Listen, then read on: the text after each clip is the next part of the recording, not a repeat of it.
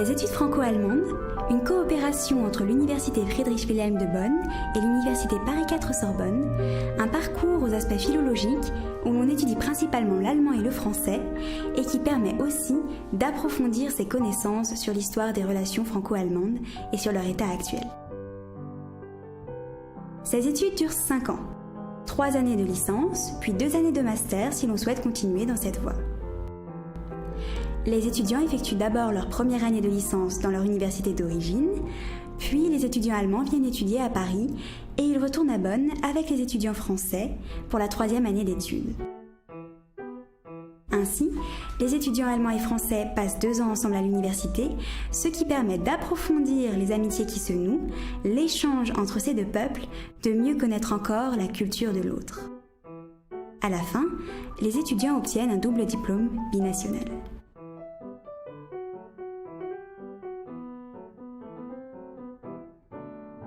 Donc, ce qui, par rapport aux études franco-allemandes, me plaît beaucoup, c'est toujours ce contexte binational interculturel, ce rapport qui est toujours franco-allemand. Donc, ce contexte binational, c'est ce qui me plaît beaucoup.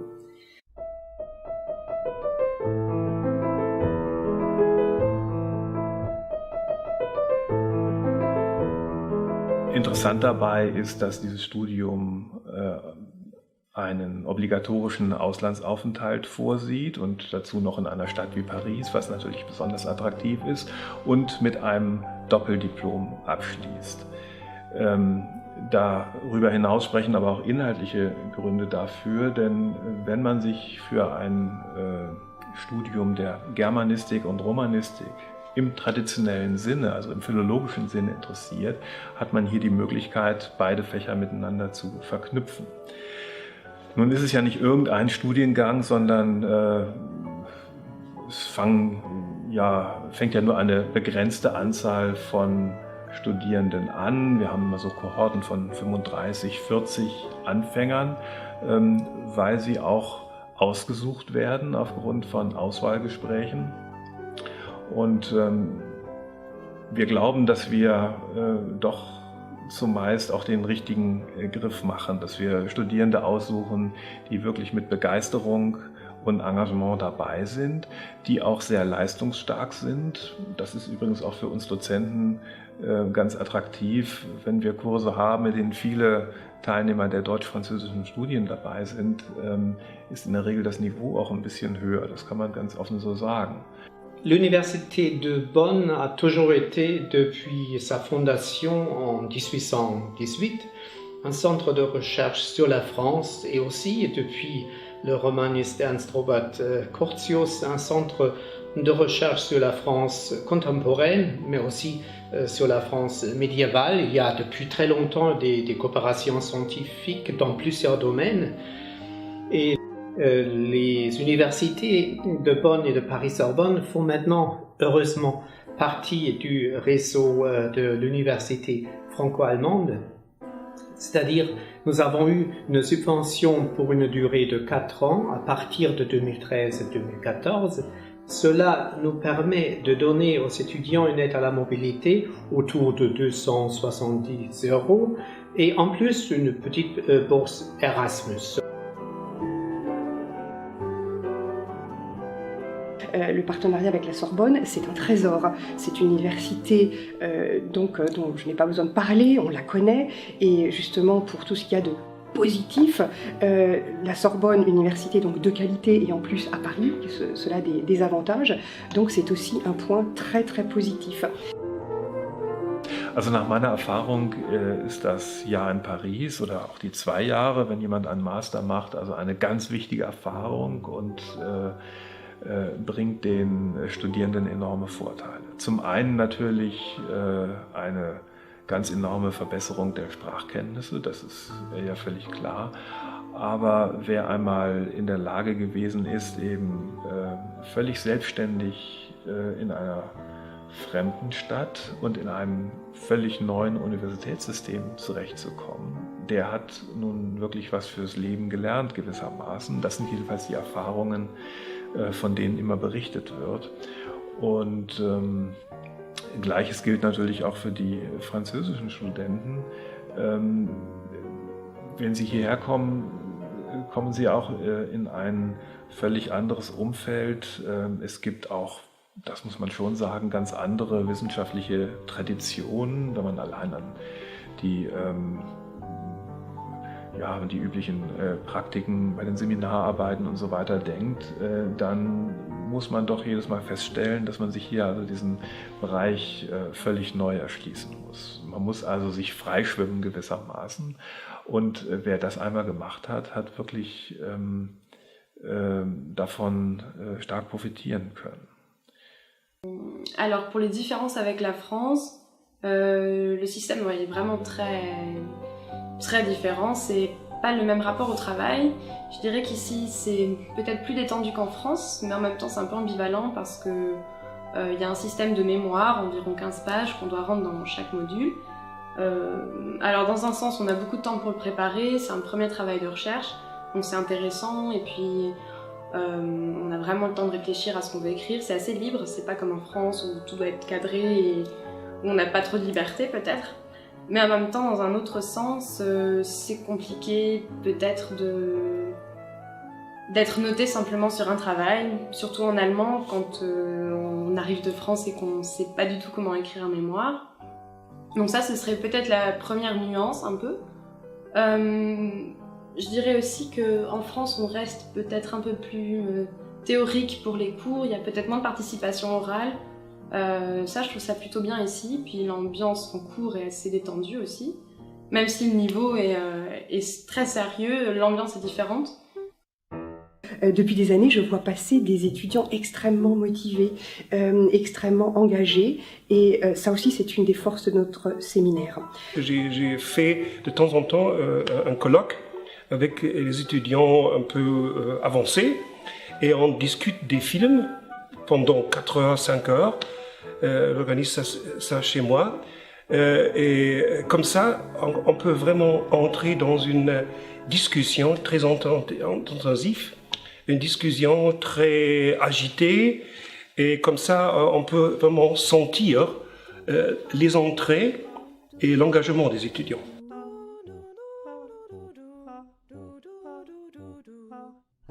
La Rheinische Friedrich-Wilhelms-Universität se trouve au centre de la ville de Bonn, l'ancienne capitale de l'Allemagne. Bonn a environ 300 000 habitants, dont 31 000 étudiants, et se situe au bord du Rhin, 30 km au sud de Cologne. Le bâtiment principal de l'université, l'ancien château du prince-électeur, est contigu au centre-ville. La proximité des bâtiments universitaires, des bibliothèques et du centre-ville crée une agréable atmosphère qui invite à la fois à travailler et à se détendre.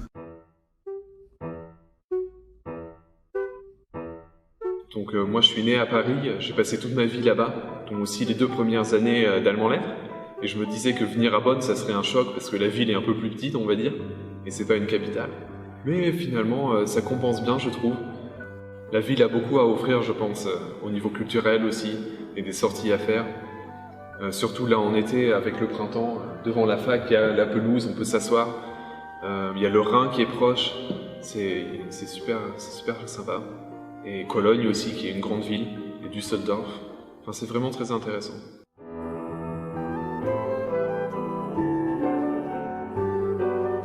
En ce qui concerne aussi la vie étudiante à Bonn, bien sûr c'est pas Paris, c'est beaucoup plus petit, mais c'est très sympathique.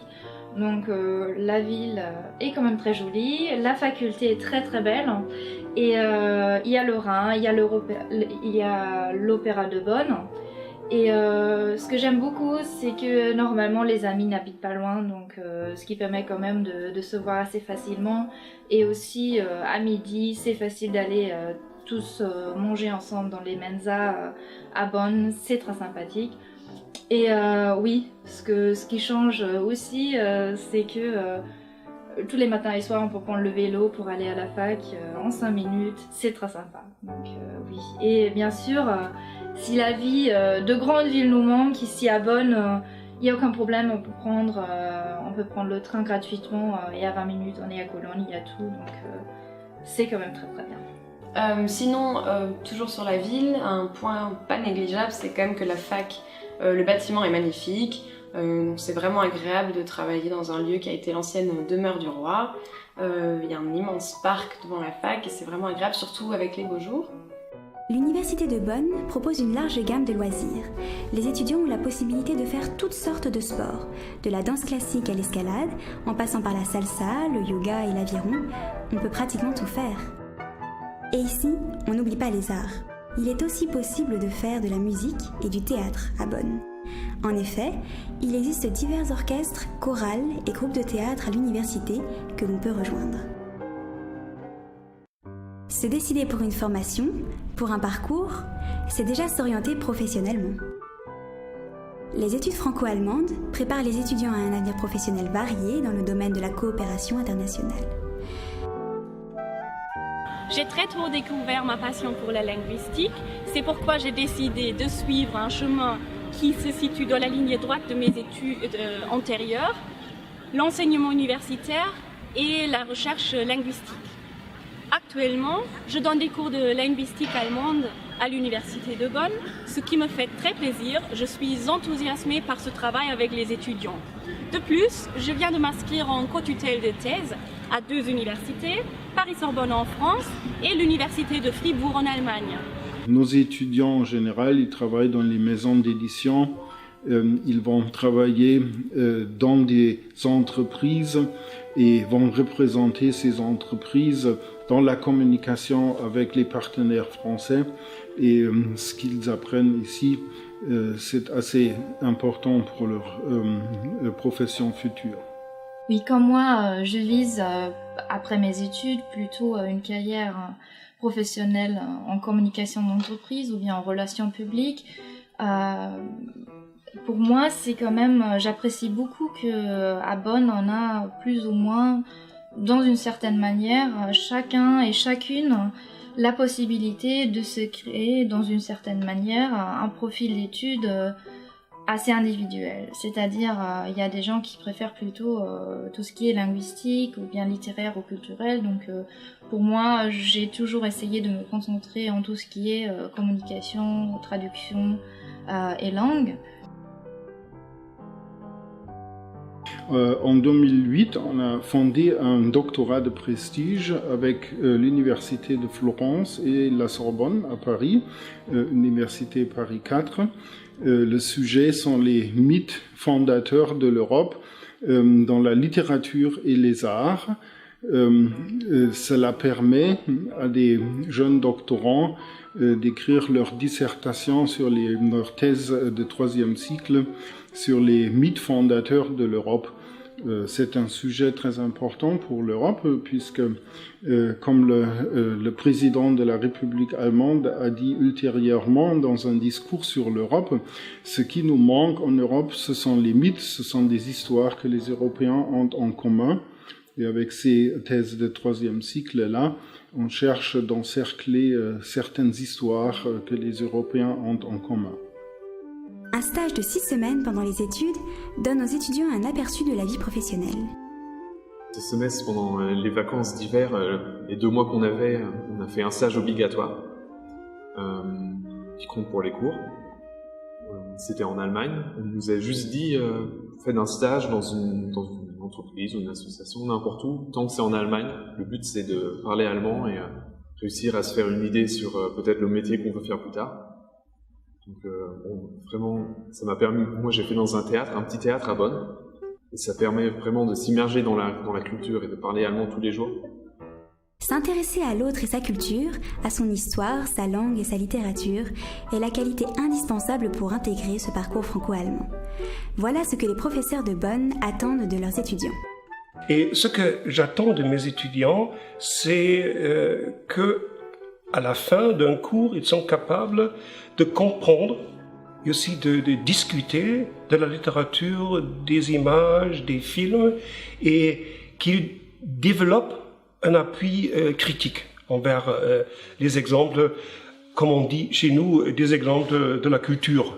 Ce que je souhaite apporter à mes étudiants et ce que j'attends de mes étudiants, 2 mots-clés, la curiosité et l'enthousiasme. c'est ce que moi j'apporte aussi, ma très grande curiosité et mon très grand enthousiasme. J'aime ces matières, j'aime la France, j'aime le français, j'aime la civilisation française et donc j'ai envie d'en parler. J'ai envie de donner donc aux étudiants ce que j'ai en moi et ce qui donc m'anime. Et donc curieuse, c'est-à-dire que je continue de m'intéresser à tout ce qui déjà me fait vibrer depuis tant d'années. Et c'est vrai que ce que je souhaite, plus que des compétences acquises dans un lycée auparavant, c'est vraiment d'arriver à l'université avec l'envie. L'envie d'apprendre, bien sûr. On entend souvent des étudiants qui arrivent à l'université en disant « j'aime le français, j'adore la France ». J'ai envie de vous dire, ça me suffit comme point de départ. Après, bien sûr, il faut travailler, c'est certain, mais travailler quand on a l'envie, quand on a la passion de la France, c'est beaucoup plus facile, ça fonctionne. Et donc, effectivement, eh bien, c'est cette flamme. Moi, cette flamme, je la ressens, et c'est vrai que nos étudiants qui ont la flamme, et c'est la plupart d'entre eux, eh bien, progressent le mieux. Le point de départ, c'est la curiosité. Et mon ambition, c'est de faire naître cette curiosité, de la nourrir pendant chaque semestre, bien sûr, et de quitter les étudiants à la fin du semestre en sachant qu'ils vont la garder et poursuivre ce chemin seuls, hors du cours. Je recommande le cursus franco-allemand à tous les étudiants qui souhaitent continuer l'étude de la langue française, qui ont un intérêt particulier pour les civilisations allemandes et françaises, qui s'intéressent aux littératures allemandes et françaises, et qui ne souhaitent pas être préparés à une profession spéciale dès le début de leurs études.